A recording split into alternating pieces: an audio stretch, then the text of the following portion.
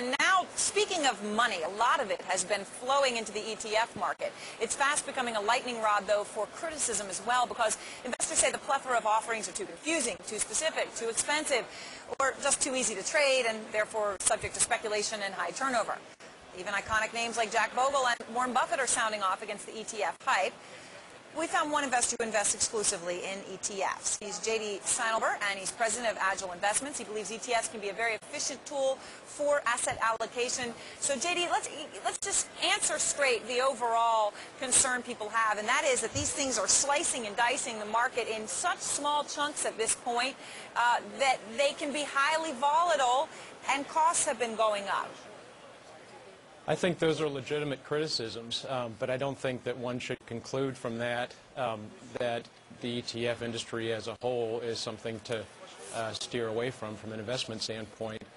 I've always viewed ETFs as simply very efficient ways to gain asset class exposure, and that's still true with the ETFs that I use. The most recent wave of ETFs has deviated from, to a large degree, from that original premise, and I think the criticisms that you mentioned are legitimate with respect to cost and slicing and dicing the market too narrowly. All right, so not all ETFs are created equal. Right. How can the retail investor tell the difference? Well, I think the retail investor, when looking at an ETF, needs to ask him or herself the question, does this ETF represent an asset class? And by asset class, I mean something that's more broadly defined.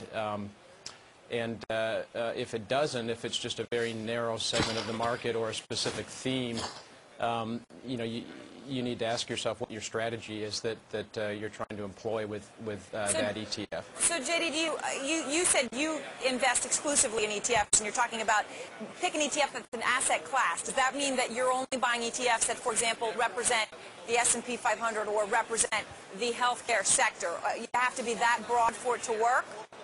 Well, when I started Agile Investing 5 years ago, I anticipated that at some point we would reach a point where there were ETFs available for all the important asset classes. I think we virtually reached that point. There are a couple of major asset classes like municipal bonds and foreign bonds where there's not yet an ETF available.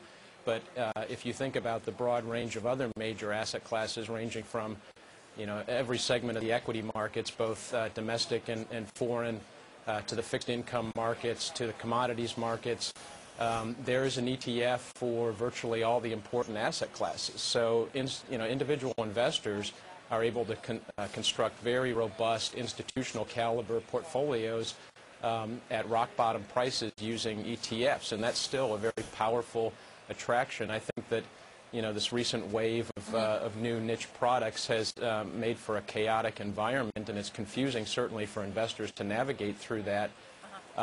But it's all a matter of how you use them and which ones you choose. All right. Well, JD, thanks a lot. We really appreciate it.